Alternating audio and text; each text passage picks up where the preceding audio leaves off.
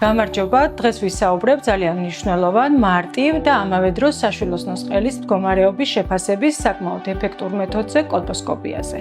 კოლპოსკოპის მეშვეობით ჩვენ შეგვიძლია გამოვავლინოთ ისეთი გინეკოლოგიური დაავადებები, რომელიც შეუიარაღებელი თვალით არ ჩანს და ჯერ კიდევ ისეთ კონდიციაში იმყოფება, რომლის განკურნება შესაძლებელია.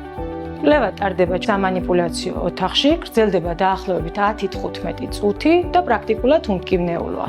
ეს გახლავთ ჩვენი სამანიპულაციო ოთახი, ქალბატონი თავსდება გინეკოლოგიურ სავარძელზე, საშოში იდგმება გინეკოლოგიური სარკე, წელი იღებება სპეციალური ხსნარების მეშვეობით და დაკვირვება ხდება კოლპოსკოპის აპარატით, რომლის ოპტიკურ სისტემას აქვს გადიდების უნარი 7-დან 35 ჯერ. კოლპოსკოპიის მეშვეობით ჩვენ შეგვიძლია გამოვავლინოთ საშვილოსნოს ყელის, საშოს, ვულვის კიბო, კიბოსწინარე დაავადებები, კეთილთვისებიანი სიმსივნეები, მათ შორის საშვილოსნოს ყელის პოლიპი, მაგალითად, ანთებითი პროცესები, ანომალიები და მათ შორის გარკვეული წარმოდგენა შევიქმნათ ქალის ჰორმონალურ სტატუსზეც კი.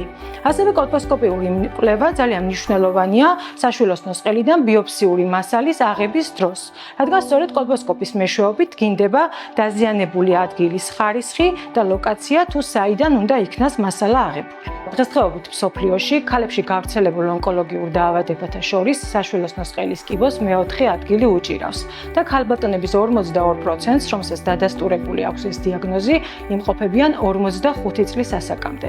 სწორედ ეს მონაცემები ხაზს უსვამს თუ რაოდენ მნიშვნელოვანია ქალბატონებში გინეკოლოგიური დაავადებების დროული პრევენცია, რათა შემდგომ გამოსავალიც იყოს კეთილსაიმედო. მე გახლავართ ქრისტინე სოფრომაძე, კლინიკა რეპროარტის, მე გინეკოლოგი, რეპროდუქტოლოგი. გისურვებ ჯანმრთელობას.